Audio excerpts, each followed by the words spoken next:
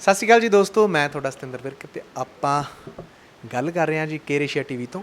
ਤੇ ਆਪਾਂ ਸਟਿਲ ਬਠਿੰਡੇ ਖੜੇ ਹੋਏ ਹਾਂ ਤੇ ਮੈਂ ਮਾੜਾ ਜੀ ਤੁਹਾਨੂੰ ਵਿਊ ਦਿਖਾ ਦਾਂ ਕਿ ਆ ਪਿੱਛੇ ਦੇਖੋ ਆ ਹਾਈਵੇ ਚੱਲ ਰਿਹਾ। ਲੋਕੇਸ਼ਨ ਇੱਥੇ ਇਹ ਆ, ਇਹ ਜਿਹੜਾ ਹੈਗਾ ਜੀ ਇਹ ਬਠਿੰਡੇ ਤੋਂ ਡੱਬ ਵਾਲੀ ਰੋਡ ਤੇ ਇਹ ਸੈਂਟਰ ਸਥਿਤ ਆ ਜੀ। ਕਾਹਦਾ ਸੈਂਟਰ ਆ ਉਹਦੇ ਬਾਰੇ ਮੈਂ ਤੁਹਾਨੂੰ ਵਿਸਥਾਰਪੂਰਵਕ ਦੱਸਦਾ। ਨੈਚੁਰਲ ਹੈਲਥ ਸਾਇੰਸ ਨੂੰ ਲੈ ਕੇ ਤੁਸੀਂ ਬਹੁਤ ਸਾਰੀਆਂ ਜਿਹੜੀਆਂ ਡਾਕਟਰ ਵਰਿੰਦਰ ਸਿੰਘ ਭੁੱਲਰ ਸਾਹਿਬ ਉਹਨਾਂ ਦੀਆਂ ਵੀਡੀਓਜ਼ ਜਿਹੜੀਆਂ ਔਨ ਏਅਰ ਦੇਖ ਚੁੱਕੇ ਆ।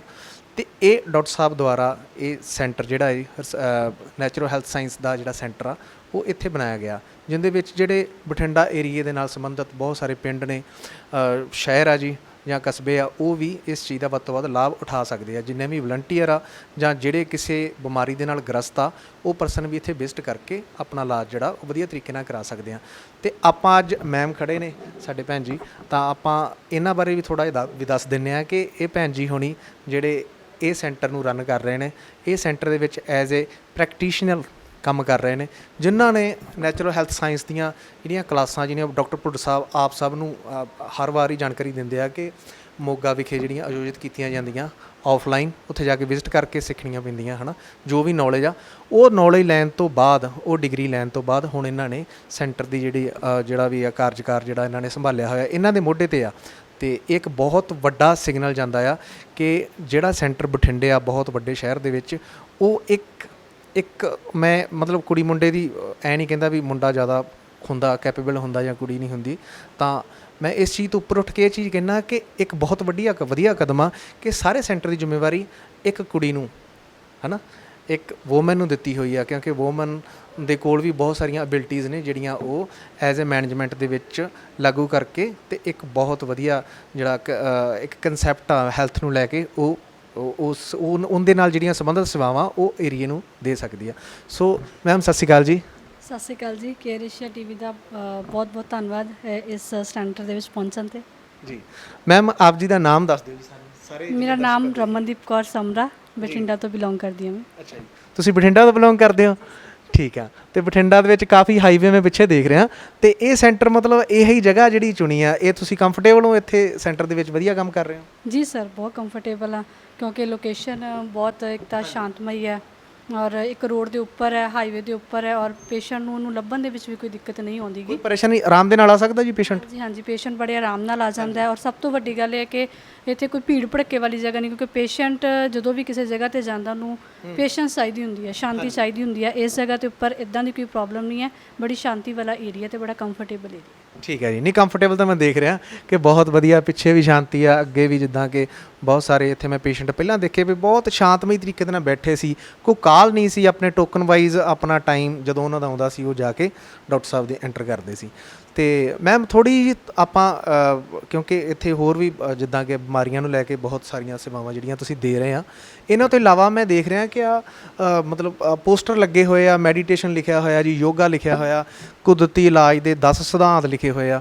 ਤਾਂ ਮੈਨੂੰ ਇਹ ਲੱਗਦਾ ਜਿਵੇਂ ਕਿ ਮੈਂ ਸਾਇੰਸ ਕਲਾਸ ਦੇ ਵਿੱਚ ਬੈਠਾ ਹੋਇਆ, ਜਿਵੇਂ ਆਪਾਂ 8ਵੀਂ 9ਵੀਂ ਕਲਾਸ ਦੇ ਵਿੱਚ ਹੁੰਦੇ ਸੀ ਨਾ ਵੀ ਚਾਰਟ ਬਣਾ ਕੇ ਲਿਆਓ ਜੀ ਸਰੀਰ ਦੇ ਅੰਗਾਂ ਦੇ, ਹੈ ਨਾ, ਸਾਰੀਆਂ ਉਹ ਚੀਜ਼ਾਂ। ਅਤੇ ਮੈਮ ਥੋੜ੍ਹਾ ਜਿਹਾ ਵਿਸਥਾਰਪੂਰਵਕ ਦੱਸੋ ਕਿ ਆਹ ਗੱਦੇ ਪਏ ਹੋਏ ਆ ਜੀ ਥੱਲੇ, ਇਹਨਾਂ ਦਾ ਕੀ ਮਤਲਬ ਆ? ਸਰ, ਐਕਚੁਅਲ ਦੇ ਵਿੱਚ ਜਿਹੜੀ ਇਸ ਸੰਸਥਾ ਦੇ ਵੱਲੋਂ ਜਿਹੜਾ ਕੰਮ ਕੀਤਾ ਜਾ ਰਿਹਾ ਜੀ, ਉਹਦਾ ਜਿਹੜਾ ਮੇਨ ਮਕਸਦ ਇਹੀ ਹੈ ਕਿ ਕੁਦਰਤ ਦੇ ਨਾਲ ਕਨੈਕਟੀਵਿਟੀ ਹੋਣੀ ਚਾਹੀਦੀ ਹੈ ਜੀ, ਕਿਉਂਕਿ ਅੱਜ ਬਿਮਾਰੀਆਂ ਦਾ ਸਭ ਤੋਂ ਵੱਡਾ ਕਾਰਨ ਜਿਹੜਾ ਹੈ ਉਹ ਸਿਰਫ ਇੱਕ ਹੀ ਕਾਰਨ ਹੈ, ਸਾਡੇ ਅੰਦਰ ਨੇਚਰ ਨੂੰ ਲੈ ਕੇ ਜਿਹੜਾ ਗਿਆਨ ਹੈ ਉਹ ਘਟ ਗਿਆ ਜੀ।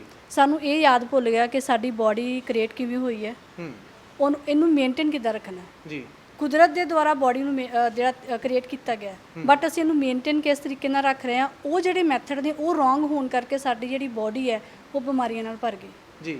ਪੇਸ਼ੈਂਟ ਸਾਡੇ ਕੋਲ ਸੈਂਟਰ 'ਚ ਆਉਂਦੇ ਆ, ਉਹਨਾਂ ਦੇ ਆਉਣ ਦਾ ਮਕਸਦ ਉਹ ਆਉਂਦੇ ਇਸ ਤਰੀਕੇ ਨਾਲ ਹੀ ਆ ਕਿ ਜਿਵੇਂ ਅਸੀਂ ਆਮ ਹਸਪੀਟਲ ਦੇ ਵਿੱਚ ਜਾਂਦੇ ਹਾਂ ਜੀ, ਪਰ ਸਾਨੂੰ ਉੱਥੇ ਉਹਨਾਂ ਨੂੰ ਇਹ ਮਾਡਲ ਜਿਹੜਾ ਉਹ ਦਿਖਾਉਣਾ ਬਹੁਤ ਜ਼ਰੂਰੀ ਹੁੰਦਾ ਹੈ ਕਿ ਸਾਡਾ ਜਿਹੜਾ ਮੇਨ ਮਕਸਦ ਉਹਨਾਂ ਨੂੰ ਸਿਰਫ ਦਵਾਈ ਦੇਣਾ ਹੀ ਨਹੀਂ ਆ ਜੀ, ਉਹਨਾਂ ਨੂੰ ਇੱਕ ਐਜੂਕੇਸ਼ਨ ਦੇਣਾ ਵੀ ਹੈ ਕਿ ਅਗਰ ਇੱਕ ਫੈਮਿਲੀ ਦੇ ਵਿੱਚੋਂ ਇੱਕ ਪੇਸ਼ੈਂਟ ਦੇ ਰੂਪ 'ਚ ਇੱਕ ਮੈਂਬਰ ਆ ਰਿਹਾ, ਉਹਨੂੰ ਕੁਛ ਇੱਦਾਂ ਦੀ ਐਜੂਕੇਸ਼ਨ ਦਿੱਤੀ ਜਾਵੇ ਕਿ ਉਹ ਆਪਣੀ ਫੈਮਿਲੀ ਦੇ ਵਿੱਚ ਜਾ ਕੇ 5 ਮੈਂਬਰ ਨੂੰ ਕਵਰ ਕਰ ਸਕੇ ਜੀ। ਤਾਂ ਫਿਰ ਇਹ ਸਭ ਕੁਝ ਅਸੀਂ ਇੱਥੇ ਇਸ ਕਰਕੇ ਡਿਸਪਲੇ ਕੀਤਾ। ਕਈ ਵਾਰੀ ਅਸੀਂ ਕੋਈ ਗੱਲ ਬੋਲ ਕੇ ਪੇਸ਼ੈਂਟ ਤੱਕ ਪਹੁੰਚਾਉਂਦੇ ਹਾਂ ਠੀਕ ਹੈ ਜੀ। ਕੁਝ ਚੀਜ਼ਾਂ ਸਕਿਪ ਕਰ ਜਾਂਦੇ ਨੇ। ਠੀਕ ਹੈ ਜੀ। ਕੁਝ ਦਿਖਾ ਕੇ ਕੁਝ ਹੈ ਨਾ ਬਣਾ ਕੇ ਮੈਡੀਟੇਸ਼ਨ ਆ ਜੀ। ਮੈਨੂੰ ਤਾਂ ਐਂ ਲੱਗਾ ਵੀ ਸ਼ਾਇਦ ਮਹਾਤਮਾ ਬੁੱਧ ਨੂੰ ਫੋਲੋ ਕਰਕੇ ਕੁਝ ਇਦਾਂ ਦੀ ਮੈਡੀਟੇਸ਼ਨ ਦੇ ਜਿਹੜੇ ਸਿਧਾਂਤ ਆ ਉਹ ਸਿਖਾਏ ਜਾਂਦੇ ਨੇ। ਤੇ ਆ ਮੈਮ ਆ ਜਿਹੜੇ ਬੈੱਡ ਪਏ ਹੋਏ ਆ ਸਮਥਿੰਗ ਗੱਦੇ ਕਹਿ ਸਕਦੇ ਆਪਾਂ, ਇਹਨਾਂ ਤੇ ਕੀ ਕਰਵਾਇਆ ਜਾਂਦਾ ਜੀ ਮਾੜਾ ਜਿਹਾ ਦੱਸੋਗੇ? ਸਰ ਇਹਦੇ ਤੇ ਅਸੀਂ ਪੇਸ਼ੈਂਟ ਦੀ ਥੈਰੇਪੀ ਕੀਤੀ ਜਾਂਦੀ ਹੈ, ਜਿਵੇਂ ਮੱਡ ਥੈਰੇਪੀ ਹੋ ਗਈ ਜਾਂ ਗਰਮ ਠੰਡੇ ਪਾਣੀ ਦੀਆਂ ਪੱਟੀਆਂ, ਜਿਹੜਾ ਸਾਡਾ ਨਰਵ ਸਿਸਟਮ ਹੈ ਉਹ ਵੀਕ ਹੁੰਦਾ ਉਹਨੂੰ ਟੋਨ ਅਪ ਕਰਨ ਦੇ ਲਈ ਉਹ ਪੱਟੀਆਂ ਜਿਹੜਾ ਉਹ ਥੈਰੇਪੀ ਦਿੱਤੀ ਜਾਂਦੀ ਹੈ। ਇਸ ਤੋਂ ਇਲਾਵਾ ਯੋਗਾ ਦੇ ਲਈ ਪੇਸ਼ੈਂਟ ਇੱਥੇ ਆਉਂਦੇ ਨੇ। ਅਸੀਂ ਹਰ ਇੱਕ ਮਹੀਨੇ ਪਹਿਲੇ ਔਰ ਤੀਸਰੇ ਸ਼ਨੀਵਾਰ ਜਿਹੜਾ ਯੋਗਾ ਦਾ ਇੱਕ ਫ੍ਰੀ ਕੈਂਪ ਰੱਖਿਆ, ਸਪੈਸ਼ਲ ਫॉर ਲੇਡੀਜ਼ ਦੇ ਲਈ ਰੱਖਿਆ। ਸਪੈਸ਼ਲ ਫॉर ਲੇਡੀਜ਼ ਦੇ ਲਈ ਫ੍ਰੀ ਕੈਂਪ ਆ ਤੇ ਜੈਂਟਸ ਵੀ ਆ ਸਕਦੇ ਆ? ਹਾਂਜੀ ਜੈਂਟਸ ਆ ਸਕਦੇ, ਬਟ ਅਸੀਂ ਜੇ ਸਟਾਰਟਿੰਗ ਦੇ ਵਿੱਚ ਸਪੈਸ਼ਲ ਫॉर ਲੇਡੀਜ਼ ਰੱਖਿਆ ਕਿਉਂਕਿ ਉਹ ਥੋੜਾ ਜਿਹਾ ਕੰਫਰਟੇਬਲ ਫੀਲ ਕਰਦੇ, ਕਿਉਂਕਿ ਮੇਨ ਚੀਜ਼ ਜਿਹੜੀ ਹੁੰਦੀ ਹੈ ਨਾ, ਲੇਡੀਜ਼ ਆਪਣੇ ਆਪ ਹੀ ਟਾਈਮ ਨਹੀਂ ਕੱਢ ਪਾਉਂਦੀਆਂ। ਨਹੀਂ ਕੱਢ ਪਾਉਂਦੇ, ਹਾਂਜੀ ਠੀਕ ਹੈ ਨਾ। ਔਰ ਬਿਮਾਰੀ ਦਾ ਜਿਹੜਾ ਅੱਜ ਕੱਲ੍ਹ ਮੇਨ ਕਾਰਨ ਇਹੀ ਹੈ ਕਿ ਅਸੀਂ ਇਕੱਲੇ ਰਹਿ ਕੇ ਡਿਪਰੈਸ਼ਨ ਦੇ ਸ਼ਿਕਾਰ ਹੋ ਗਏ ਹਾਂ। ਔਰ ਮੇਨ ਜਿਹੜੀ ਗੱਲ ਹੈ ਸਾਡੀਆਂ ਜਦੋਂ ਜਿਹੜੀ ਅਸੀਂ ਯੋਗਾ ਕੈਂਪ ਲਗਾਉਂਦੇ ਹਾਂ ਉਹਦੇ 'ਚ ਸਾਡੀਆਂ ਅਲੱਗ-ਅਲੱਗ ਐਕਟੀਵਿਟੀਜ਼ ਹੁੰਦੀਆਂ, ਔਰ ਅਸੀਂ ਉਹਦੇ ਵਿੱਚ ਇੱਕ ਡਾਂਸ ਐਕਟੀਵਿਟੀ ਵੀ ਰੱਖੀ ਹੋਈ ਹੈ। ਡਾਂਸ ਐਕਟੀਵਿਟੀ ਮੈਮ, ਮਤਲਬ ਇੱਕ ਹਸਪਤਾਲ ਦੇ ਵਿੱਚ ਡਾਂਸ ਐਕਟੀਵਿਟੀ, ਹਸਪਤਾਲ ਦੇ ਵਿੱਚ ਮੈਡੀਟੇਸ਼ਨ, ਹਸਪਤਾਲ ਦੇ ਵਿੱਚ ਯੋਗਾ। ਮੈਂ ਹੈਰਾਨ ਆ ਵੀ ਮਤਲਬ ਕੀ ਚੱਲ ਰਿਹਾ ਜੀ ਇਹ ਇਦਾਂ ਦਾ ਹਸਪਤਾਲ, ਮਤਲਬ ਮੈਂ ਪਹਿਲੀ ਵਾਰ ਵਿਜ਼ਿਟ ਕਰ ਰਿਹਾ ਵੀ ਐਵੇਂ ਦਾ ਹਸਪਤਾਲ ਵੀ ਹੁੰਦਾ। ਸਰ ਇਹੀ ਚੀਜ਼ ਸਾਡੀ ਸਾਰਿਆਂ ਨਾਲੋਂ ਯੂਨੀਕ ਹੈ। ਮਤਲਬ ਇਹੀ ਚੀਜ਼ ਹੈ ਕਿਉਂਕਿ ਜਿਹੜਾ ਡਾਕਟਰ ਸਾਹਿਬ ਦਾ ਜਿਹੜਾ ਮਿਸ਼ਨ ਸੀ, ਇਸ ਸੰਸਥਾ ਦਾ ਜਿਹੜਾ ਮਿਸ਼ਨ ਸੀਗਾ ਉਹ ਇਹੀ ਸੀਗਾ ਕਿ ਮਤਲਬ ਅਸੀਂ ਹਸਪਤਾਲ ਨੂੰ ਇੱਕ ਲੋਕਾਂ ਨੇ ਅੱਜ ਤੱਕ ਇੱਥੇ ਹਸਪੀਟਲ ਦੇ ਵਿੱਚੋਂ ਲਾਸ਼ਾਂ ਹੀ ਜਾਂਦੀਆਂ ਵੇਖੀਆਂ ਨੇ, ਰੋਂਦੇ ਹੀ ਵੇਖੇ ਨੇ। ਪਰ ਜਦੋਂ ਅਸੀਂ ਇਹ ਕੈਂਪ ਲਗਾਇਆ, ਸਾਡੇ ਕੋਲ ਇਹ ਕੈਂਪ ਲਗਾਉਣ ਦੇ ਲਈ ਜਦੋਂ ਪੇਸ਼ੈਂਟ ਵਲੰਟੀਅਰ ਜਿੰਨੇ ਵੀ ਆਏ ਨੇ ਉਹ ਸਾਰੇ ਅਸੀਂ ਇਹਨੂੰ ਲੈ ਕੇ ਬਹੁਤ ਖੁਸ਼ ਸੀਗੇ, ਕਿਉਂਕਿ ਅਗਰ ਅਸੀਂ ਵੇਖਿਆ ਜਾਵੇ ਨਾ ਪੰਜਾਬ ਦੇ ਵਿੱਚ ਪੁਰਾਣੇ ਟਾਈਮ ਦੇ ਵਿੱਚ ਜਿਹੜੀਆਂ ਸਾਡੀਆਂ ਲੇਡੀ ਸੀਗੀਆਂ ਗਿੱਧਾ ਪਾ ਕੇ ਆਪਣੇ ਜਿਹੜੇ ਅੰਦਰਲੇ ਬਵਾਲ ਸੀ ਉਹ ਬਾਹਰ ਕੱਢਦੀਆਂ ਸੀ, ਉਹ ਚੀਜ਼ ਖਤਮ ਹੋ ਰਹੀ ਹੈ। ਹਾਂਜੀ, ਗੈਟ ਟੂਗੇਦਰ ਸਾਡਾ ਖਤਮ ਹੋ ਰਿਹਾ ਕਿਉਂਕਿ ਸਮਾਂ ਇਦਾਂ ਦਾ ਆ ਗਿਆ। ਹਾਂ ਅਸੀਂ ਇਹ ਜ਼ਰੂਰ ਕਹਿੰਦੇ ਹਾਂ ਕਿ ਸਾਡੇ ਕੋਲ ਸਮਾਂ ਨਹੀਂ, ਪਰ ਅਸੀਂ ਇਸ ਚੀਜ਼ ਲਈ ਨਹੀਂ ਸੋਚਦੇ ਕਿ ਅਗਰ ਅਸੀਂ ਤੰਦਰੁਸਤ ਰਹਿਣਾ ਤੇ ਆਪਣੇ ਆਪ ਲਈ ਸਮਾਂ ਕੱਢਣਾ ਹੀ ਪੈਣਾ। ਜੇ ਤੁਸੀਂ ਆਪਣੇ ਆਪ ਲਈ ਸਮਾਂ ਨਹੀਂ ਕੱਢੋਗੇ ਤੁਸੀਂ ਨੇਚਰ ਨਾਲ ਕਨੈਕਟ ਨਹੀਂ ਕਰ ਪਾਓ। ਮੈਮ ਜਿਵੇਂ ਕਿ ਮੈਂ ਪਹਿਲਾਂ ਵੀ ਆਪ ਦੇ ਬਾਰੇ ਦੱਸ ਚੁੱਕਾ ਵੀ ਜਿੰਨੇ ਵੀ ਆਪਣੇ ਨਾਲ ਜੁੜੇ ਹੋਏ ਸਰੋਤੇ, ਕਿ ਤੁਸੀਂ ਐਜ਼ ਏ ਪ੍ਰੈਕਟੀਸ਼ੀਅਨ ਇੱਥੇ ਕੰਮ ਕਰ ਰਹੇ ਹੋ, ਹੈ ਨਾ। ਤੁਹਾਡੇ ਅੰਡਰ ਸਾਰੀਆਂ ਪ੍ਰੋਸੈਸਿਸ ਵਗੈਰਾ ਹੋ ਰਹੀਆਂ ਜਿਹੜੀਆਂ ਡਾਕਟਰ ਸਾਹਿਬ ਦੇ ਵੱਲੋਂ ਜਿੰਨੇ ਵੀ ਮਤਲਬ ਕਿ ਜੋ ਵੀ ਉਹ ਦੇ ਰਹੇ ਆ ਨਾ ਨੈਚੁਰਲ ਹੋਮੋਪੈਥੀ ਦੇ ਹਿਸਾਬ ਦੇ ਨਾਲ, ਜੋ ਵੀ ਇਲਾਜ ਦੇ ਲਈ ਜਿਹੜੇ ਵੀ ਉਹ ਸਪਲੀਮੈਂਟ ਦੇ ਰਹੇ ਉਹਨਾਂ ਦੇ ਮੁਤਾਬਕ ਲੋਕ ਇੱਥੇ ਆ ਰਹੇ, ਉਹਨਾਂ ਨੂੰ ਇਨਟੇਕ ਕਰ ਰਹੇ ਨੇ। ਮੈਮ ਕਿੰਨਾ ਕੁ ਰਿਜ਼ਲਟ ਤੁਸੀਂ ਦੇਖਦੇ ਹੋ ਵੀ ਇਸ ਬ੍ਰਾਂਚ ਦੇ ਵਿੱਚ ਕੋਈ ਪੇਸ਼ੈਂਟ ਆਉਂਦਾ ਜਿਹੜਾ ਕਿ ਆਪਣਾ 10 ਸਾਲ 15 ਸਾਲ ਜਾਂ 2 ਸਾਲ ਪਹਿਲਾਂ ਦੀ ਜਿਹੜੀ ਭਿਆਨਕ ਬਿਮਾਰੀ ਆ ਉਹ ਲੈ ਕੇ ਆਉਂਦਾ, ਅਤੇ ਉਹ ਕਿੰਨੇ ਕੁ ਟਾਈਮ ਤੱਕ ਤੁਸੀਂ ਲੱਗਦਾ ਹੈ ਕਿ ਉਹ ਠੀਕ ਹੁੰਦਾ, ਜਾਂ ਜਿਹੜਾ ਡਾਕਟਰ ਸਾਹਿਬ ਦਾ ਕਨਸੈਪਟ ਸੀ ਉਹ ਕਿਤੇ ਨਾ ਕਿਤੇ ਉਹਨਾਂ ਦੀ ਹੈਲਥ ਨੂੰ ਉਹ ਕਰ ਰਿਹਾ, ਬੈਕਅਪ ਦੇ ਰਿਹਾ? ਹਾਂਜੀ ਸਰ, ਉਹ ਚੀਜ਼ ਅਗਰ ਦੇਖੀ ਜਾਵੇ, ਕਿਉਂਕਿ ਸਾਡਾ ਜਿਹੜਾ ਮੇਨ ਕੰਮ ਕੀ ਆ, ਪੇਸ਼ੈਂਟ ਸਾਡੇ ਕੋਲ ਆ ਗਿਆ, ਹਾਂਜੀ, ਅਸੀਂ ਪੇਸ਼ੈਂਟ ਦੇ ਰੋਗ ਦਾ ਕਾਜ਼ ਫੜਨਾ, ਕਾਰਨ ਫੜਨਾ ਜੀ। ਕਾਰਨ ਕੀ ਹੈ? ਜਦੋਂ ਅਸੀਂ ਜੜ ਨੂੰ ਹੱਥ ਪਾ ਕੇ ਪੇਸ਼ੈਂਟ ਨੂੰ ਉਹਦੀ ਪ੍ਰੋਬਲਮ ਬਾਰੇ ਸਮਝਾ ਦਿੰਦੇ ਹਾਂ ਤਾਂ ਅਸੀਂ ਐਂਡ ਆਫ ਦਾ ਡੇ ਇਹ ਗੱਲ ਕਹਿੰਦੇ ਹਾਂ 80% ਰਿਸਪੌਂਸਿਬਿਲਿਟੀ ਤੁਹਾਡੀ, 20% ਸਾਡੀ। ਠੀਕ ਹੈ। ਜਦੋਂ ਪੇਸ਼ੈਂਟ ਆਪਣੀ ਬਾਡੀ ਬਾਰੇ ਇੰਨਾ ਸਾਡੀ ਕਾਉਂਸਲਿੰਗ ਦੇ ਵਿੱਚ ਇੰਨਾ ਕੁਝ ਸੁਣ ਲੈਂਦਾ ਤਾਂ ਪੇਸ਼ੈਂਟ ਆਪਣੇ ਆਪ ਹੀ ਉਸ ਚੀਜ਼ ਦੇ ਲਈ ਪ੍ਰਿਪੇਅਰ ਹੋ ਜਾਂਦਾ ਕਿ ਮੈਂ ਠੀਕ ਹੋਣਾ। ਠੀਕ ਹੈ। ਠੀਕ ਹੈ, ਕਿਉਂਕਿ ਜਿਹੜਾ ਸਾਡਾ ਮੇਨ ਤੁਸੀਂ ਸਾਡੀਆਂ ਬ੍ਰਾਂਚਿਸ 'ਚ ਇੱਕ ਲਾਈਨ ਲੱਗੀ ਵੇਖੀ ਹੋਊਗੀ, ਅਗਰ ਰੋਗ ਲੱਗ ਸਕਦਾ ਤਾਂ ਠੀਕ ਵੀ ਹੋ ਸਕਦਾ। ਜਦੋਂ ਅਸੀਂ ਪੂਰੀ ਕਾਉਂਸਲਿੰਗ ਦੇ ਨਾਲ ਪੇਸ਼ੈਂਟ ਨੂੰ ਐਂਡ 'ਤੇ ਇਹ ਵਾਲੀ ਗੱਲ ਕਹਿ ਦਿੰਦੇ ਹਾਂ ਤਾਂ ਸਾਨੂੰ ਵੀ ਇਸ ਚੀਜ਼ ਦੀ ਖੁਸ਼ੀ ਹੁੰਦੀ ਕਿ ਪੇਸ਼ੈਂਟ ਆਪਣੇ ਆਪ ਹੀ ਇਸ ਲਈ ਪ੍ਰਿਪੇਅਰ ਹੁੰਦੇ ਨੇ। ਗੱਲ ਇਹ ਨਹੀਂ ਕਿ ਅੱਜ ਕੱਲ੍ਹ ਕੋਈ ਤੰਦਰੁਸਤ ਨਹੀਂ ਰਹਿਣਾ ਚਾਹੁੰਦਾ, ਗੱਲ ਇਹ ਹੈ ਕਿ ਤੰਦਰੁਸਤ ਰਹਿਣ ਦੇ ਲਈ ਵੇ ਕੀ ਚੂਜ਼ ਕਰ ਰਹੇ ਸੀ। ਬਸ ਜਾਣਕਾਰੀ। ਜਦੋਂ ਅਸੀਂ ਪੇਸ਼ੈਂਟ ਨੂੰ ਇੰਨੀ ਗੱਲ ਸਮਝਾ ਦਿੰਦੇ ਹਾਂ ਨਾ ਵੀ ਨੇਚਰ ਨੇ ਬਣਾਇਆ ਸਰੀਰ ਹੈ ਅਤੇ ਇਹਨੂੰ ਨੇਚਰ ਨੇ ਹੀ ਠੀਕ ਰੱਖਣਾ, ਪੇਸ਼ੈਂਟ ਤਾਂ ਉੱਥੇ ਆਪਣੇ ਆਪ ਹੀ ਇਸ ਚੀਜ਼ ਨੂੰ ਸਮਝ ਜਾਂਦਾ ਕਿ ਮੇਰੀ ਰਿਸਪੌਂਸਿਬਿਲਿਟੀ ਜ਼ਿਆਦਾ ਹੈ ਜੀ। ਸਾਡੇ ਬਿਮਾਰ ਹੋਣ ਦਾ ਮੇਨ ਰੀਜ਼ਨ ਕੀ ਹੈ? ਅਸੀਂ ਆਪਣੀ ਰਿਸਪੌਂਸਿਬਿਲਿਟੀ ਡਾਕਟਰ ਨੂੰ ਦੇ ਦਿੱਤੀ। ਬਿਲਕੁਲ ਜੀ, ਕਿਉਂਕਿ ਜਦੋਂ ਅਸੀਂ ਪੇਸ਼ੈਂਟ ਆਉਂਦੇ ਨੇ ਫਿਰ ਅਸੀਂ ਉਹਨਾਂ ਦੀ ਫੀਡਬੈਕ ਲੈਂਦੇ ਹਾਂ। ਅੱਛਾ ਜੀ। ਪੇਸ਼ੈਂਟ ਨੂੰ ਪੁੱਛਿਆ ਜਾਂਦਾ ਮੈਡੀਸਨ ਲੈਣ 'ਚ ਕੋਈ ਦਿੱਕਤ ਤਾਂ ਨਹੀਂ ਆਈ, ਜਦੋਂ ਉਹਨਾਂ ਨਾਲ ਗੱਲਬਾਤ ਹੁੰਦੀ ਹੈ ਤਾਂ ਪੇਸ਼ੈਂਟ ਦੀ ਇੱਕੋ ਹੀ ਗੱਲ ਹੁੰਦੀ ਹੈ ਕਿ ਬਹੁਤ ਰਿਲੀਫ ਹੈ। ਅਤੇ ਮੈਮ ਜਿਹੜੀ ਇਹ ਮੈਡੀਸਿਨ ਡਾਕਟਰ ਭੁੱਲਰ ਦੁਆਰਾ ਜਿਹੜਾ ਤੁਸੀਂ ਹੈ ਨਾ ਉਹਨਾਂ ਦਾ ਮਿਸ਼ਨ ਜਿਹੜਾ ਉਹਦੇ ਨਾਲ ਜੁੜ ਕੇ ਮੈਡੀਸਨ ਵਗੈਰਾ ਦੇ ਰਹੇ ਹੋ, ਇਹ ਮੈਡੀਸਨ ਦੇ ਕੋਈ ਸਾਈਡ ਇਫੈਕਟ ਤਾਂ ਨਹੀਂ ਤੁਹਾਨੂੰ ਦੇਖਣ ਨੂੰ ਮਿਲੇ? ਨਹੀਂ ਸਰ, ਇਹਦੇ ਵਿੱਚ ਸਾਈਡ ਇਫੈਕਟ ਬਿਲਕੁਲ ਵੀ ਨਹੀਂ ਵੇਖਣ ਨੂੰ ਮਿਲੇ ਜੀ, ਕਿਉਂਕਿ ਜਿਵੇਂ ਪਹਿਲੀ ਗੱਲ ਹੀ ਕਹੀ ਹੈ ਕਿ ਕੁਦਰਤੀ ਬਾਡੀ ਕੁਦਰਤ ਨੇ ਕ੍ਰੀਏਟ ਕੀਤੀ ਹੈ ਅਤੇ ਇਹਨੇ ਕੁਦਰਤ ਨੇ ਮੇਨਟੇਨ ਕਰਨਾ ਹੈ।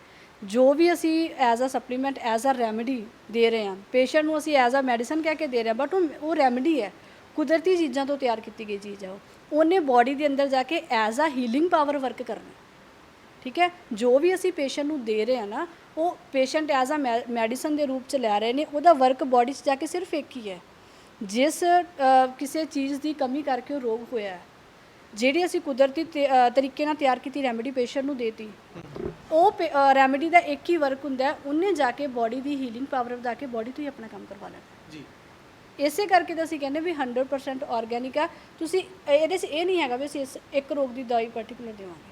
ਜੇ ਕਿਸੇ ਦਾ ਗੋਡਾ ਪੀੜ ਕਰ ਰਿਹਾ ਤਾਂ ਉਹਦਾ ਕਾਜ਼ ਕਿਤੇ ਨਾ ਕਿਤੇ ਲੀਵਰ ਨਾਲ ਜੁੜਿਆ, ਲੇਡੀਜ਼ ਨੂੰ ਸਟ੍ਰੈਸ ਦੀ ਪ੍ਰੋਬਲਮ ਹੈ ਤਾਂ ਉਹਦਾ ਕਾਜ਼ ਕਿਤੇ ਨਾ ਕਿਤੇ ਯੂਟਰਸ ਦੇ ਨਾਲ ਜੁੜਿਆ ਜੀ। ਅਸੀਂ ਜਦੋਂ ਕਾਜ਼ ਲੱਭਦੇ ਹਾਂ, ਦੈਟ ਮੀਨਸ ਕਿ ਇੱਕ ਰੋਗ ਨੂੰ ਅਸੀਂ ਜੜ ਨੂੰ ਹੱਥ ਪਾ ਲਿਆ ਤਾਂ ਜਿਹੜਾ ਸਾਰੀ ਬੋਡੀ ਦਾ ਹੀ ਇਲਾਜ ਹੋ ਗਿਆ। ਇਸ ਕਰਕੇ ਇਹਦੇ ਵਿੱਚ 1% ਦਾ ਸਾਈਡ ਇਫੈਕਟ ਜਿਹੜਾ ਉਹ ਨਹੀਂ ਹੁੰਦਾ। ਹਾਂਜੀ। ਤੇ ਮੈਮ ਜਿਹੜੇ ਤੁਸੀਂ ਜਦੋਂ ਤੁਸੀਂ ਜਾ ਕੇ ਅਟੈਂਡ ਕੀਤੀਆਂ ਸੀ ਕਲਾਸਿਸ ਵਗੈਰਾ ਹੈ ਨਾ, ਐਜ਼ ਏ ਲਾ ਲਓ ਕਿ ਤੁਸੀਂ ਸਟੂਡੈਂਟ ਉੱਥੇ ਜਾ ਕੇ ਹੈ ਨਾ, ਮੈਨੂੰ ਲੱਗਦਾ ਆਫਟਰ ਮੈਰਿਜ ਹੈ ਨਾ, ਤੁਸੀਂ ਇਹ ਆਪਣੇ ਮਨ ਦੇ ਵਿੱਚ ਇਹ ਧਾਰਿਆ ਕਿ ਤੁਸੀਂ ਇੱਕ ਇੱਦਾਂ ਦਾ ਹਸਪੀਟਲ ਮੈਂ ਕਹਿ ਸਕਦਾ ਕਿ ਜਿਹੜਾ ਨੈਚੁਰਲ ਹੈਲਥ ਸਾਇੰਸ ਦਾ ਹਸਪੀਟਲ ਮੈਨੂੰ ਨਹੀਂ ਲੱਗਦਾ ਕਿ ਬਠਿੰਡੇ ਹੋਊਗਾ। ਇਹ ਪਹਿਲਾ ਹਸਪੀਟਲ ਤੁਸੀਂ ਬਣਾਇਆ ਹੈ ਨਾ, ਉੱਥੋਂ ਜਾਣਕਾਰੀ ਲਈ, ਨੌਲੇਜ ਲਈ, ਕਿ ਤੁਹਾਨੂੰ ਲੱਗਾ ਨੌਲੇਜ ਲੈਣ ਤੋਂ ਬਾਅਦ ਕਿ ਬਠਿੰਡੇ ਵਰਗੇ ਜਿਹੜਾ ਅਪਡੇਟਡ ਸ਼ਹਿਰ ਆ, ਉੱਥੇ ਵੱਡੇ ਹਸਪੀਟਲ ਆ ਹੈ ਨਾ, ਜਿੱਥੇ ਸਿਵਲ ਸਰਜਨ, MD ਮੈਡੀਸਨ ਜਿਹੜੇ ਡਾਕਟਰ ਬੈਠਦੇ ਨੇ, ਉਹਨਾਂ ਨੂੰ ਇੱਥੇ ਕੰਪੀਟੀਸ਼ਨ ਦੇ ਸਕਦੇ ਹੋ ਤੁਸੀਂ। ਆਪਣੇ ਇੱਕ ਵੱਖਰੇ ਤਰੀਕੇ ਨਾਲ ਰਾਹ ਬਣਾ ਕੇ ਵੱਖਰੇ ਤਰੀਕੇ ਇਲਾਜ ਕਰਨ ਦਾ ਰਾਹ, ਮੈਡੀਟੇਸ਼ਨ ਇੱਦਾਂ ਜਾਂ ਯੋਗਾ ਦੇ ਜਿਹੜੇ ਕਨਸੈਪਟ ਵਿੱਚ ਤੁਸੀਂ ਸ਼ਾਮਲ ਕੀਤੇ ਆ, ਕਿ ਇਹ ਸਟਾਰਟ ਦੇ ਵਿੱਚ ਟਫ ਲੱਗਾ ਜਾਂ ਲੋਕ ਜੁੜਦੇ ਗਏ, ਤੁਸੀਂ ਆਪਣਾ ਮੈਸੇਜ ਉਹਨਾਂ ਦੇ ਰਾਹੀਂ ਕਨਵੇ ਕਰਦੇ ਗਏ, ਕਿਵੇਂ ਲੱਗਾ ਜੀ ਸ਼ੁਰੂਆਤ ਕਿਵੇਂ? ਸਰ, ਹਰ ਚੀਜ਼ ਦੀ ਸ਼ੁਰੂਆਤ ਇੰਨੀ ਸੌਖੀ ਨਹੀਂ ਹੁੰਦੀ ਜੀ। ਕਿਉਂਕਿ ਜਿਹੜਾ ਸੰਸਥਾ ਦਾ ਸਾਡਾ ਪਹਿਲਾ ਉਦੇਸ਼ ਹੀ ਹੈ ਕਿ ਅਸੀਂ ਪੇਸ਼ੈਂਟ ਨੂੰ ਡਾਕਟਰ ਬਣਾਉਣਾ ਹੈ। ਪੇਸ਼ੈਂਟ ਨੂੰ ਹੀ ਡਾਕਟਰ ਬਣਾਉਣਾ? ਪੇਸ਼ੈਂਟ ਨੂੰ ਹੀ ਡਾਕਟਰ ਬਣਾਉਣਾ। ਅੱਛਾ, ਤੁਸੀਂ ਪਹਿਲਾਂ ਪੇਸ਼ੈਂਟ ਸੀ ਜੀ? ਮੈਂ ਪਹਿਲਾਂ ਪੇਸ਼ੈਂਟ ਸੀਗੀ, ਮੈਨੂੰ ਆਈਜ਼ ਦੀ ਪ੍ਰੋਬਲਮ ਸੀਗੀ। ਠੀਕ ਹੈ। ਜਨੇਊ ਦੀ ਪ੍ਰੋਬਲਮ ਸੇ ਡਾਕਟਰ ਨੇ ਕਿਹਾ ਸੀ ਕਿ ਤੈਨੂੰ ਸਾਰੀ ਉਮਰ ਬਸ 80% ਨਿਗਾਹ ਚੱਲੀ ਗਈ, ਸਿਰਫ 20% ਦੇਖ ਸਕਦੇ। ਅੱਛਾ ਜੀ, ਪਰ ਹੁਣ ਤਾਂ ਤੁਸੀਂ ਬਿਲਕੁਲ ਠੀਕ ਲੱਗ ਰਹੇ ਹੋ, ਨਾ ਕੋਈ ਐਨਕ ਲੱਗੀ ਹੋਈ ਹੈ ਤੁਹਾਡੀ। ਬਿਲਕੁਲ ਜੀ। ਮਤਲਬ ਉਹ ਜਦੋਂ ਅਸੀਂ ਡਾਕਟਰ ਭੁੱਲਰ ਨੂੰ ਮਿਲੇ, ਉਸ ਤੋਂ ਬਾਅਦ ਜਦੋਂ ਸਾਨੂੰ ਨੈਚੁਰਲ ਹੈਲਥ ਸਾਇੰਸ ਬਾਰੇ ਗਿਆਨ ਹੋਇਆ, ਤਾਂ ਫਿਰ ਮੇਰੇ ਮਨ ਦੇ ਵਿੱਚ ਇਹ ਚੀਜ਼ ਆਈ, ਜੇ ਆਪਾਂ ਆਪਣੇ ਆਪ ਨੂੰ ਠੀਕ ਕਰ ਸਕਦੇ ਤਾਂ ਆਪਾਂ ਇਹ ਮੈਸੇਜ ਕਿਸੇ ਦੂਜੇ ਨੂੰ ਵੀ ਪਾਸ ਕਰ ਸਕਦੇ। ਬੇਸ਼ੱਕ ਅੱਜ ਦਾ ਟਾਈਮ ਇੱਦਾਂ ਦਾ ਕਿ ਸਾਡੇ ਬ੍ਰੇਨ ਦੇ ਵਿੱਚ ਜਿਹੜੀਆਂ ਦੂਜੀਆਂ ਪੈਥੀਜ਼ ਚੱਲ ਰਹੀਆਂ ਨੇ, ਉਹਨਾਂ ਦੀ ਕਾਉਂਸਲਿੰਗ ਜ਼ਿਆਦਾ ਹੈ, ਪਰ ਜੇ ਅਸੀਂ ਆਪਣੇ ਆਪ ਨੂੰ ਕਿਤੇ ਨਾ ਕਿਤੇ ਮੈਂ ਠੀਕ ਕੀਤਾ ਤਾਂ ਮੈਨੂੰ ਇਹ ਚੀਜ਼ ਜ਼ਰੂਰ ਮੇਰੇ ਅੰਦਰ ਆਉਂਦੀ ਹੈ। ਜੇ ਮੈਂ 10 ਜਣਿਆਂ ਨੂੰ ਕਹੂੰਗੀ, 5 ਜਣੇ ਵੀ ਮੇਰੀ ਵਿੱਚੋਂ ਗੱਲ ਮੰਨਣਗੇ ਤਾਂ ਉਹ ਮੇਰੇ ਲਈ ਦਾ ਬੈਸਟ ਆ। ਤਾਂ ਜਿਹੜਾ ਤੁਸੀਂ ਸੈਕਿੰਡ ਕੁਐਸਚਨ ਕੀਤਾ ਕਿ ਐਡੇ ਵੱਡੇ ਸ਼ਹਿਰ 'ਚ ਆ ਕੇ ਤੁਸੀਂ ਕੰਪੀਟੀਸ਼ਨ ਦੀ, ਮਤਲਬ ਉੱਥੋਂ ਜਿਹੜੀ ਨੌਲੇਜ ਗ੍ਰਹਿਣ ਕੀਤੀ ਹੈ ਜੀ, ਕੀ ਉਹ ਨੌਲੇਜ ਇਨਫ ਆ ਜੀ ਵੀ ਇਦਾਂ ਦਾ ਨੈਚੁਰਲ ਹੋਮੋਪੈਥੀ ਸਾਇੰਸ ਨਾਲ ਜੁੜਿਆ ਹੋਇਆ ਸੈਂਟਰ ਚਲਾਉਣ ਦੇ ਲਈ? ਦੇਖੋ, ਕੁਦਰਤ ਆਪਦੇ ਆਪ 'ਚ ਬਹੁਤ ਵੱਡੀ ਹੈ। ਅਸੀਂ ਹਰ ਚੀਜ਼ ਹਰ ਰੋਜ਼ ਇੱਕ ਨਵੀਂ ਸਿੱਖਦੇ ਹਾਂ, ਪਰ ਜਿਹੜੀ ਮੇਨ ਗੱਲ ਇਹ ਹੈ, ਸਾਨੂੰ ਜਦੋਂ ਇਹ ਪਤਾ ਚੱਲ ਗਿਆ ਨਾ ਸਾਡੀ ਬੋਡੀ ਕੁਦਰਤ ਦੇ ਅਕੋਰਡਿੰਗ ਵਰਕ ਕਿੱਦਾਂ ਕਰਦੀ ਹੈ, ਸਾਨੂੰ ਕਿਸੇ ਟੈਸਟ ਦੀ ਲੋੜ ਨਹੀਂ ਜੀ, ਸਾਨੂੰ ਕਿਸੇ ਵੱਡੇ MD ਡਾਕਟਰ ਦੀ ਲੋੜ ਨਹੀਂ ਜੀ। ਜਿੰਨੀ ਕੁ ਨੌਲੇਜ ਡਾਕਟਰ ਸਾਹਿਬ ਦੀਆਂ ਕਲਾਸਿਸ ਲੈ ਕੇ ਸਾਨੂੰ ਆ ਗਈ ਹੈ, ਸਾਨੂੰ ਆਪਣੇ ਆਪ 'ਚ ਇੰਨਾ ਕੁ ਵਿਸ਼ਵਾਸ ਹੋ ਗਿਆ, ਕੋਈ MD ਡਾਕਟਰ ਸਾਡੇ ਸਾਹਮਣੇ ਖੜਿਆ, ਅਸੀਂ ਬੜੇ ਕੌਨਫੀਡੈਂਸ ਨਾਲ ਉਹਨਾਂ ਨਾਲ ਗੱਲ ਕਰ ਸਕਦੇ, ਬੜੇ ਕੌਨਫੀਡੈਂਸ। ਕਈ ਡਾਕਟਰ ਵੀ ਆਏ ਨੇ ਵੀ ਜਿਹੜੇ ਆਪਣਾ ਇਲਾਜ ਕਰਾ ਕੇ ਤੁਹਾਡੇ ਰਾਹੀਂ ਗਏ, ਵੀ ਨੈਚੁਰਲ ਹੈਲਥ ਸਾਇੰਸ ਦੇ ਰਾਹੀਂ ਵੀ ਇਲਾਜ ਹੁੰਦਾ, ਚਲੋ ਦੇਖ ਕੇ ਆਉਣੇ ਜਾਂ ਇਲਾਜ ਕਰਾ ਕੇ ਆਉਣੇ ਆ, ਜਾਂ ਉਹ ਠੀਕ ਹੋ ਕੇ ਉਹਨਾਂ ਨੇ ਆਪਣੇ ਰਿਵਿਊ ਦਿੱਤੇ, ਕੋਈ ਇੱਦਾਂ ਦਾ ਐਕਸਪੀਰੀਅੰਸ ਅਜੇ ਤੱਕ ਸ਼ੇਅਰ ਹੋਇਆ? ਹਾਂਜੀ, ਆਉਂਦੇ ਨੇ ਪੇਸ਼ੈਂਟ ਸਾਡੇ ਕੋਲੇ ਕਈ, ਮਤਲਬ ਜਿਹੜੇ ਐਲੋਪੈਥੀ ਦੇ ਨਾਲ ਉਹ ਹੁੰਦੇ ਨੇ, ਤੇ ਉਹ ਕਹਿ ਦਿੰਦੇ ਨੇ ਕਿ ਮੈਡਮ ਵੀ ਉਹਨਾਂ ਨੂੰ ਵੀ ਇਸ ਚੀਜ਼ ਦਾ ਪਤਾ ਹੁੰਦਾ ਕਿ ਕੁਦਰਤੀ ਜਿਹੜਾ ਇਲਾਜ ਹੈ ਉਹੀ ਬੋਡੀ ਨੂੰ ਠੀਕ ਕਰ ਸਕਦਾ, ਉਹੀ ਬੋਡੀ ਨੂੰ ਠੀਕ ਕਰਦਾ ਹੈ। ਤਾਂ ਜਦੋਂ ਉਹਨਾਂ ਦੇ ਨਾਲ ਅਸੀਂ ਪੂਰੀ ਗੱਲਬਾਤ ਕਰਦੇ ਹਾਂ, ਪੂਰੀ ਕਾਉਂਸਲਿੰਗ ਕਰਦੇ ਹਾਂ, ਤਾਂ ਉਹ ਵਾਕਈ ਇਹ ਗੱਲ ਕਹਿ ਕੇ ਉੱਠਦੇ ਨੇ ਕਿ ਮੈਡਮ ਜਿਹੜਾ ਮੇਨ ਨੌਲੇਜ ਹੈ ਇਹੀ ਪੇਸ਼ੈਂਟ ਤੱਕ ਪਹੁੰਚਣੀ ਜ਼ਰੂਰੀ ਹੈ, ਬਾਕੀ ਚੀਜ਼ ਦਾ ਕਿਸੇ ਦਾ ਵੀ ਬੋਡੀ 'ਤੇ ਕੋਈ ਵਰਕ ਨਹੀਂ ਹੈਗਾ। ਠੀਕ ਹੈ। ਤੇ ਮੈਮ ਬਹੁਤ ਵਧੀਆ ਤੁਸੀਂ ਜਿਹੜਾ ਕਨਸੈਪਟ ਜਿਹੜਾ ਲੈ ਕੇ ਚੱਲੇ ਹੋ ਡਾਕਟਰ ਸਾਹਿਬ ਵੱਲੋਂ, ਆਪਾਂ ਵੀ ਡਾਕਟਰ ਸਾਹਿਬ ਦੀਆਂ ਪਹਿਲੀਆਂ ਵੀਡੀਓ ਦੇ ਵਿੱਚ ਵੀ ਬਹੁਤ ਸਾਰੀ ਵਿਚਾਰ ਕੀਤੀ ਉਹਨਾਂ ਨਾਲ, ਬਹੁਤ ਸੋਹਣੇ ਉਹਨਾਂ ਨੇ ਸਾਨੂੰ ਮੈਸੇਜ ਵੀ ਦਿੱਤੇ, ਨੌਲੇਜ ਵੀ ਦਿੱਤੀ, ਹਰੇਕ ਔਰਗਨ ਨੂੰ ਲੈ ਕੇ, ਸਾਡੇ ਖਾਣ ਪੀਣ ਨੂੰ ਲੈ ਕੇ, এনवायरमेंट ਨੂੰ ਲੈ ਕੇ। ਤੇ ਕੀ ਤੁਸੀਂ ਮਤਲਬ ਹੁਣ ਪੂਰੇ ਖੁਸ਼ ਹੋ ਕਿ ਜਿਵੇਂ ਵੀ ਹੈ ਨਾ ਆਫਟਰ, ਕਿਉਂਕਿ ਤੁਸੀਂ ਰਿਕਵਰੀ ਕੀਤੀ ਇੱਕ ਬਿਮਾਰੀ ਤੋਂ, ਫਿਰ ਉਸ ਤੋਂ ਮਗਰੋਂ ਤੁਸੀਂ ਐਜ਼ ਏ ਕਹਿ ਸਕਦੇ ਹਾਂ ਕਿ ਵਿੱਚ ਕਰਮਚਾਰੀ ਜਾਂ ਐਜ਼ ਏ ਕਹਿ ਸਕਦੇ ਹਾਂ ਕਿ ਵਲੰਟੀਅਰ ਸਟਾਰਟ ਕੀਤਾ ਹੋਊਗਾ ਕੰਮ, ਹੈ ਨਾ, ਹੁਣ ਤੁਸੀਂ ਇੱਕ ਪ੍ਰੋਪਰ ਇੱਕ ਸੈਂਟਰ ਨੂੰ ਸੰਭਾਲ ਰਹੇ ਹੋ, ਮਜ਼ਾ ਆ ਰਿਹਾ? ਹਾਂਜੀ ਸਰ, ਬਿਲਕੁਲ। ਜਦੋਂ ਲਾਈਫ ਦੇ ਵਿੱਚ ਆਪਾਂ ਨੂੰ ਕੁਝ ਇੱਦਾਂ ਦਾ ਮਿਲੇ, ਕਹਿੰਦੇ ਨਾਲੇ ਪੁੰਨ ਤੇ ਨਾਲੇ ਫਲੀਆਂ, ਤੇ ਉਹ ਚੀਜ਼ ਜਦੋਂ ਆਪਾਂ ਨੂੰ ਮਿਲੇ, ਆਪਾਂ ਮਤਲਬ ਜਦੋਂ ਵੀ ਕੋਈ ਪੇਸ਼ੈਂਟ ਆਉਂਦਾ ਤਾਂ ਦਿਲ 'ਚ ਇਹੀ ਚੀਜ਼ ਹੁੰਦੀ ਹੈ ਕਿ ਹਰ ਬੰਦਾ ਪੇ ਕਰਕੇ ਜਾਂਦਾ, ਮਤਲਬ ਉਹਦਾ ਪੇ ਕੀਤਾ ਵੀ ਉਦੋਂ ਹੀ ਸਫਲ ਹੈ ਜਦੋਂ ਅਸੀਂ ਦਿਲੋਂ ਉਹਦੀ ਕਾਉਂਸਲਿੰਗ ਕਰਕੇ, ਦਿਲੋਂ ਅਸੀਂ ਉਹਦੀ ਤੰਦਰੁਸਤੀ ਦੇ ਬਾਰੇ ਸੋਚਦੇ ਹਾਂ। ਜੀ ਜੀ। ਜੋ ਵੀ ਪੇਸ਼ੈਂਟ ਸਾਡੇ ਕੋਲ ਆਉਂਦਾ ਸਾਡੀ ਇੱਕੋ ਹੀ ਗੱਲ ਹੁੰਦੀ ਹੈ, ਪੇਸ਼ੈਂਟ ਨੂੰ ਕਹੀ ਜਾਂਦੀ ਹੈ, ਵਾਰ-ਵਾਰ ਇਹ ਸਮਝਾਇਆ ਜਾਂਦਾ ਹੈ ਕਿ ਤੁਸੀਂ ਆਪਣਾ ਟ੍ਰੀਟਮੈਂਟ ਸ਼ੁਰੂ ਕਰ ਰਹੇ ਹੋ, ਬੋਡੀ ਕਿਸੇ ਵੀ ਤਰ੍ਹਾਂ ਫਲਕਚੁਏਟ ਕਰ ਸਕਦੀ ਹੈ, ਐਨੀ ਟਾਈਮ ਤੁਸੀਂ ਸਾਨੂੰ ਕਾਲ ਕਰ ਸਕਦੇ ਹੋ ਜੀ। ਸਾਡੀ ਸੰਸਥਾ ਦਾ ਜਿਹੜਾ ਮੇਨ ਜਿਹੜੀ ਅਸੀਂ ਪੋਜ਼ਿਟਿਵ ਜਿਹੜੀ ਚੀਜ਼ ਕਹਿ ਸਕਦੇ ਹਾਂ, ਇਹ ਨਹੀਂ ਹੈਗਾ ਕਿ ਪੇਸ਼ੈਂਟ ਮੈਡੀਸਨ ਲੈ ਗਿਆ ਤੇ ਉਸ ਤੋਂ ਬਾਅਦ ਪੇਸ਼ੈਂਟ ਆਪਣੇ ਘਰ ਤੇ ਅਸੀਂ ਆਪਣੇ ਠੀਕ ਹੈ ਅਸੀਂ ਐਂਡ ਤੱਕ ਹਾਂਜੀ, ਜਦੋਂ ਤੱਕ ਪੇਸ਼ੈਂਟ ਸਾਡੇ ਨਾਲ ਚੱਲਣ ਨੂੰ ਤਿਆਰ ਹੈ ਅਸੀਂ ਪੇਸ਼ੈਂਟ ਦੇ ਨਾਲ ਉਹਨਾਂ ਟਾਈਮ ਖੜੇ ਹਾਂ। ਤੇ ਮੈਮ ਜਿੱਦਾਂ ਕਿ ਬਹੁਤ ਸਾਰੇ ਪੇਸ਼ੈਂਟ ਤੁਹਾਡੇ ਨਾਲ ਜੁੜੇ ਹੋਏ, ਜਿਵੇਂ ਤੁਸੀਂ ਦੱਸਿਆ ਕਿ ਉਹ ਆਪਣਾ ਲਗਾਤਾਰ ਜੁੜ ਕੇ ਆਪਣੀਆਂ ਤੁਹਾਡੀਆਂ ਜਿਹੜੀਆਂ ਤੁਸੀਂ ਦੇ ਰਹੇ ਹੋ ਸੇਵਾਵਾਂ ਉਹਨਾਂ ਦਾ ਫਾਇਦਾ ਉਠਾ ਰਹੇ ਨੇ, ਕਿ ਆਲੇ ਦੁਆਲੇ ਮਤਲਬ ਕਿ ਬਹੁਤ ਸਾਰੇ ਪਿੰਡ ਆ ਜਿਹੜੇ ਅਜੇ ਜਿਨ੍ਹਾਂ ਨੂੰ ਪਤਾ ਨਹੀਂ ਗਾ ਵੀ ਇਹ ਸੈਂਟਰ ਖੁੱਲ੍ਹਿਆ ਹੋਇਆ, ਥੋੜ੍ਹਾ ਜਿਹਾ ਦਰਸ਼ਕਾਂ ਨੂੰ ਜਿਹੜੇ ਬਠਿੰਡੇ ਏਰੀਏ ਦੇ ਵੀ ਸਾਡੇ ਸਬਸਕ੍ਰਾਈਬਰ ਹੈਗੇ ਆ ਹੈ ਨਾ, ਉਹ ਲਗਾਤਾਰ ਵੀਡੀਓਜ਼ ਵਗੈਰਾ ਦੇਖਦੇ ਆ, ਉਹਨਾਂ ਨੂੰ ਵੀ ਕਿਉਰਿਓਸਿਟੀ ਹੋਊਗੀ ਕਿ ਉਹ ਜਿਵੇਂ ਤੁਸੀਂ ਕਹਿ ਰਹੇ ਹੋ ਕਿ ਲੇਡੀਜ਼ ਦੇ ਲਈ ਤੁਸੀਂ ਮੈਡੀਟੇਸ਼ਨ ਜਾਂ ਯੋਗਾ ਦਾ ਜਿਹੜਾ ਇਹ ਕੈਂਪ, ਇੱਕ ਫ੍ਰੀ ਕੈਂਪ ਜਿਹੜਾ ਤੁਸੀਂ ਆਯੋਜਿਤ ਕੀਤਾ, ਉਹਨਾਂ ਦੀ ਟਾਈਮਿੰਗ ਤੇ ਉਹ ਦਿਨ ਥੋੜ੍ਹਾ ਜਿਹਾ ਮਾੜਾ ਜਿਹਾ ਦੱਸ ਦਿਓ ਕਿ ਉਹ ਕਿੰਨੇ ਵਜੇ ਤੋਂ ਕਿੰਨੇ ਵਜੇ ਕਿਹੜੇ ਟਾਈਮ ਸਲੋਟ ਦੇ ਵਿੱਚ ਪਹੁੰਚ ਸਕਦੇ ਆ, ਕਿਹੜੇ ਦਿਨ ਪਹੁੰਚ ਸਕਦੇ ਆ, ਤੇ ਕੀ ਕੀ ਤੁਸੀਂ ਕਰਵਾਉਣੇ ਹੋ। ਜਿਹੜੀ ਸਾਡੀ ਯੋਗਾ ਦੀ ਐਕਟੀਵਿਟੀ ਹੈ ਪਹਿਲੇ ਤੇ ਤੀਸਰੇ ਸ਼ਨੀਵਾਰ, ਪਹਿਲੇ ਤੇ ਤੀਸਰੇ ਹਾਂਜੀ, ਔਰ 12 ਤੋਂ 3 ਵਜੇ ਤੱਕ ਕਰਵਾਈ ਜਾਂਦੀ। 12 ਤੋਂ 3 ਜਿਹੜੇ ਵੀ ਪੇਸ਼ੈਂਟ ਆਉਣਾ ਚਾਹੁੰਦੇ ਆ ਉਹ ਸਾਡੇ ਜਿਹੜੇ ਹੈਲਪਲਾਈਨ ਨੰਬਰ ਨੇ ਬਠਿੰਡਾ ਦੇ 8727908278, ਇਸ ਨੰਬਰ ਤੇ ਕੰਟੈਕਟ ਕਰਕੇ ਪਹਿਲਾਂ ਆਪਣੀ ਰਜਿਸਟ੍ਰੇਸ਼ਨ ਕਰਵਾ ਸਕਦੇ ਆ ਫੋਨ ਕਰਕੇ। ਹਾਂਜੀ, ਫੋਨ ਕਰਕੇ, ਕਿਉਂਕਿ ਤਕਰੀਬਨ ਅਸੀਂ 20 ਤੋਂ 25 ਮਤਲਬ ਇੰਨੇ ਕੁ ਤੱਕ ਹੀ ਰੱਖਦੇ ਆ ਤੇ ਪੇਸ਼ੈਂਟ ਸਾਰੇ ਜਿਹੜੇ ਕੰਫਰਟੇਬਲ ਸਾਰਾ ਕੁਝ ਕਰ ਸਕਣ, ਔਰ ਜਿਨ੍ਹਾਂ ਨੇ ਰਜਿਸਟ੍ਰੇਸ਼ਨ ਕਰਵਾਉਣੀ ਉਹ ਪਹਿਲਾਂ ਕਾਲ ਕਰਕੇ ਆਪਣੀ ਰਜਿਸਟ੍ਰੇਸ਼ਨ ਕਰਵਾ ਸਕਣ। ਤੁਸੀਂ ਰੋਜ਼ ਬੈਠਦੇ ਹੋ ਇੱਥੇ, ਕੋਈ ਆਣ ਕੇ ਜਿਵੇਂ ਤੁਹਾਡੇ ਨਾਲ ਤੁਸੀਂ ਐਜ਼ ਏ ਸੀਨੀਅਰ ਇੱਥੇ ਵਰਕ ਕਰਦੇ ਹੋ ਨਾ, ਸਾਰੀ ਬ੍ਰਾਂਚ ਦੇ ਹੈੱਡ ਹੋ ਤੁਸੀਂ, ਤੁਹਾਡੇ ਨਾਲ ਜੇ ਕਿਸੇ ਨੇ ਮਿਲਣਾ ਹੋਵੇ ਤਾਂ ਤੁਸੀਂ ਆਰਾਮ ਮਤਲਬ ਉਹ ਆਣ ਕੇ ਮਿਲ ਸਕਦਾ? ਹਾਂਜੀ, ਕਿਸੇ ਵੀ ਟਾਈਮ ਸੋਮਵਾਰ ਤੋਂ ਸ਼ਨੀਵਾਰ ਤੱਕ ਮੈਂ ਇੱਥੇ ਸਵੇਰੇ 9 ਵਜੇ ਤੋਂ ਲੈ ਕੇ 6 ਵਜੇ ਤੱਕ ਅਵੇਲੇਬਲ ਹੁੰਦੀ ਹਾਂ। ਹਾਂਜੀ, ਬਾਕੀ ਸਟਾਫ ਵੀ ਅਵੇਲੇਬਲ ਹੁੰਦਾ, ਮੰਨ ਲਓ ਤੁਸੀਂ ਨਹੀਂ ਵੀ ਹੈਗੇ, ਉਹਨਾਂ ਨੇ ਕਿਸੇ ਤਰ੍ਹਾਂ ਦਾ ਕੋਈ ਸਪਲੀਮੈਂਟ ਜਿਹੜਾ ਲੈ ਰਹੇ ਨੇ ਉਹਨਾਂ ਨੂੰ ਘਟ ਗਿਆ ਜਾਂ ਜਿਨ੍ਹਾਂ ਨੇ ਨਵਾਂ ਲੈਣਾ ਹੈ ਨਾ ਜੀ, ਉਹ ਲੈ ਸਕਦੇ ਆ। ਹਾਂਜੀ, ਕਿਸੇ ਦੀ ਮੈਡੀਸਨ ਰਿਪੀਟ ਕਰਵਾਉਣ ਵਾਲੀ ਹੁੰਦੀ ਹੈ ਜਾਂ ਕਈ ਵੀਡੀਓ ਦੇਖ ਕੇ ਕੋਈ ਸਪਲੀਮੈਂਟ ਲੈਣ ਵਾਸਤੇ ਆ ਜਾਂਦੇ ਨੇ, ਉੱਥੇ ਸਟਾਫ ਹਮੇਸ਼ਾ ਹੀ ਅਵੇਲੇਬਲ ਹੁੰਦਾ, ਬੜੇ ਧਿਆਨ ਨਾਲ ਉਹਦੀ ਉਹ ਗੱਲ ਨੂੰ ਸੁਣਿਆ ਜਾਂਦਾ। ਇੱਥੋਂ ਤੱਕ ਕਿ ਅਗਰ ਕਿਤੇ ਸਟਾਫ ਨੂੰ ਕੋਈ ਡਾਊਟ ਵੀ ਲੱਗਦਾ ਮੈਂ ਕਿਤੇ ਹਸਪੀਟਲ 'ਚ ਨਹੀਂ ਵੀ ਹੈਗੀ ਤਾਂ ਕਾਲ ਕਰਕੇ ਉਹਦੀ ਪੂਰੀ ਕਾਉਂਸਲਿੰਗ ਜਿਹੜੀ ਉਹ ਕਾਲ 'ਤੇ ਵੀ ਕੀਤੀ ਜਾਂਦੀ ਹੈ। ਤੇ ਸਾਡਾ ਜਿਹੜਾ ਮੇਨ ਮਕਸਦ ਇਹ ਹੁੰਦਾ ਕਿ ਪੇਸ਼ੈਂਟ ਦੁਖੀ ਹੀ ਇੱਥੇ ਆਏਗਾ ਜੀ, ਦੁਖੀ ਪੇਸ਼ੈਂਟ ਹੁੰਦਾ। ਅਸੀਂ ਨਹੀਂ ਚਾਹੁੰਦੇ ਕਿ ਸਾਡੇ ਕਿਸੇ ਰੁਝੇਵੇਂ ਕਰਕੇ ਕੋਈ ਪੇਸ਼ੈਂਟ ਡਿਸਟਰਬ ਹੋਵੇ।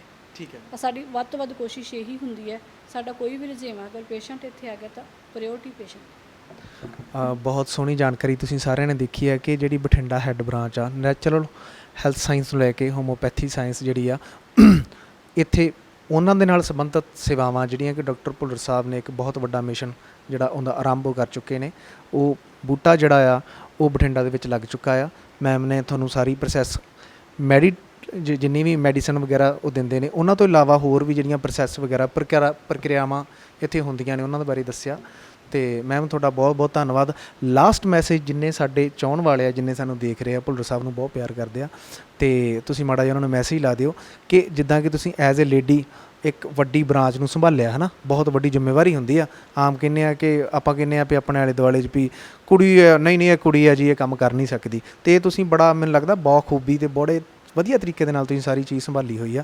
ਤੁਸੀਂ ਮੈਸੇਜ ਐਵੇਂ ਦਾ ਦਿਓ ਕਿ ਹੋਰ ਵੀ ਜਿਹੜੀਆਂ ਲੇਡੀਜ਼ ਨੇ ਜਿਹੜੇ ਘਰ ਦੇ ਵਿੱਚ ਮਤਲਬ ਬਹੁਤ ਸਕਿਲਡ ਨੇ ਪਰ ਕਿਸੇ ਕਾਰਨ ਕਰਕੇ ਜਾਂ ਆਤਮ ਵਿਸ਼ਵਾਸ ਦੀ ਘਾਟ ਕਰਕੇ ਬੈਠੀਆਂ ਹੋਈਆਂ, ਉਹ ਵੀ ਜੁੜ ਕੇ ਕੰਮ ਕਰ ਸਕਦੀਆਂ, ਤੇ ਉਹ ਕਿਵੇਂ ਕਰ ਸਕਦੀਆਂ? Last message video sir. ਜਿਵੇਂ ਤੁਸੀਂ ਪਹਿਲੀ ਗੱਲ ਕਹੀ ਸੀ ਕਿ ਲੇਡੀਜ਼ ਨਹੀਂ ਕੋਈ ਕੰਮ ਨਹੀਂ ਕਰ ਸਕਦੀਆਂ। ਹਾਂਜੀ ਹਾਂਜੀ, ਆਮ ਹੀ ਧਾਰਨਾ ਹੈ ਜੀ। ਮੈਂ ਹਾਂਜੀ ਉਹੀ ਗੱਲ ਮੈਂ ਕਹਿ ਰਹੀ ਹਾਂ ਕਿ ਜੇ ਅਸੀਂ ਇਸ ਕਨਸੈਪਟ ਦੀ ਗੱਲ ਕਰੀਏ ਨਾ, ਤਾਂ ਮੈਂ ਇੱਕ ਗੱਲ ਕਹਿੰਦੀ ਹੁੰਦੀ ਹਾਂ ਕਿ ਅਗਰ ਸਾਡੇ ਇਹ ਗਰਾਊਂਡ ਲੈਵਲ ਤੋਂ ਕੰਮ ਸ਼ੁਰੂ ਕਰਨ ਵਾਲਾ ਹੈ, ਜੇ ਅਸੀਂ ਇਕੱਲੇ ਇਸ ਚੀਜ਼ ਦਾ ਰੌਲਾ ਪਾਵਾਂਗੇ ਨਾ ਕਿ ਨੈਚੁਰਲ ਹੈਲਥ ਸਾਇੰਸ ਇੱਦਾਂ ਹੁੰਦੀ ਆ, ਸਾਡੀ ਬੋਡੀ 'ਤੇ ਇੱਦਾਂ ਵਰਕ ਕਰਦੀ ਆ, ਪਰ ਇਹਦੇ ਲਈ ਸਾਨੂੰ ਲੇਡੀਜ਼ ਨੂੰ ਹੀ ਅੱਗੇ ਆਉਣਾ ਪਏਗਾ ਜੀ।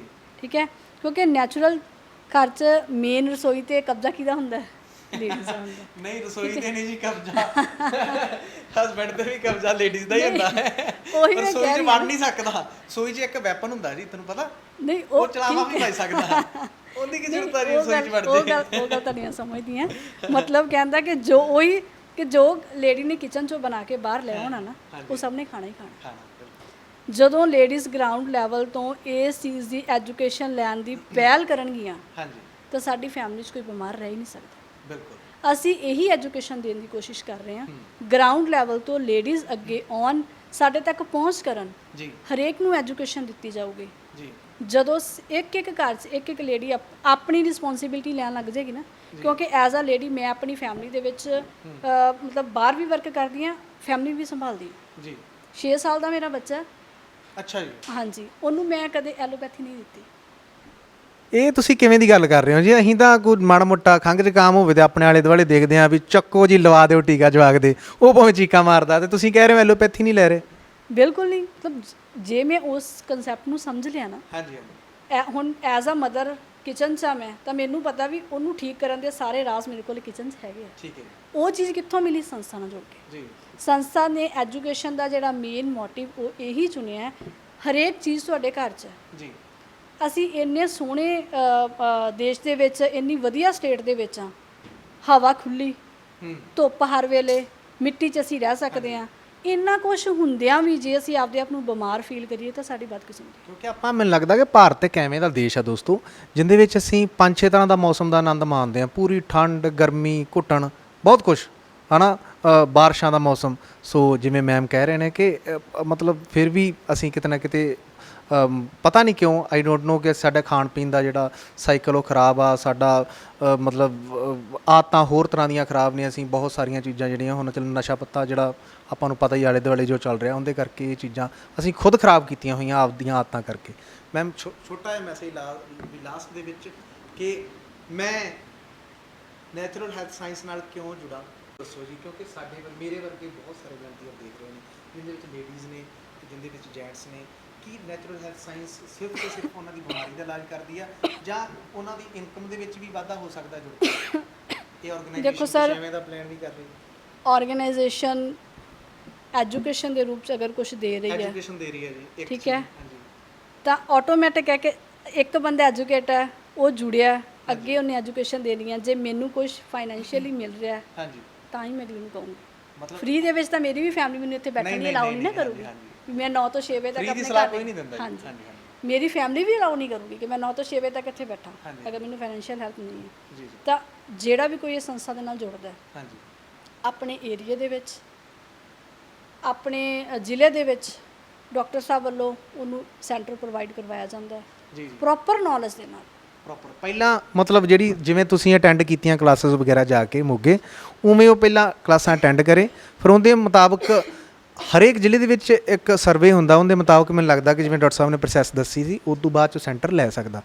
ਸੋ ਮੈਮ ਤੁਹਾਡਾ ਬਹੁਤ ਬਹੁਤ ਧੰਨਵਾਦ, ਤੁਸੀਂ ਆਪਣਾ ਕੀਮਤੀ ਸਮਾਂ, ਮੈਨੂੰ ਲੱਗਦਾ ਕਿ ਰਾਤ ਕਾਫੀ ਹੋ ਗਈ ਆ ਅਤੇ ਹੈ ਨਾ, ਰੋਟੀ ਪਾਣੀ ਦਾ ਟਾਈਮ ਵੀ ਆ ਅਤੇ ਤੁਸੀਂ ਘਰੇ ਵੀ ਜਾਣਾ ਹੋਊਗਾ, ਅਤੇ ਬਹੁਤ ਬਹੁਤ ਸ਼ੁਕਰੀਆ। ਸਾਡੀ ਟੀਮ ਆ ਜੀ ਕੇਅਰ ਏਸ਼ੀਆ, ਅਸੀਂ ਮਤਲਬ ਸਾਨੂੰ ਬੜਾ ਪ੍ਰਾਊਡ ਆ ਕਿ ਤੁਸੀਂ ਐਜ਼ ਏ ਲੇਡੀ ਐਡਾ ਵੱਡਾ ਜਿਹੜਾ ਮਤਲਬ ਕਿ ਇਹ ਆਰਗੇਨਾਈਜੇਸ਼ਨ ਆ, ਐਡਾ ਵੱਡਾ ਇੱਕ ਜਿਨ੍ਹਾਂ ਦੇ ਇੱਕ ਮੈਸੇਜ ਆ ਹੈ ਨਾ, ਉਹਨੂੰ ਤੁਸੀਂ ਕਨਵੇ ਕਰ ਰਹੇ ਹੋ ਆਪਣੇ ਏਰੀਏ ਦੇ ਵਿੱਚ।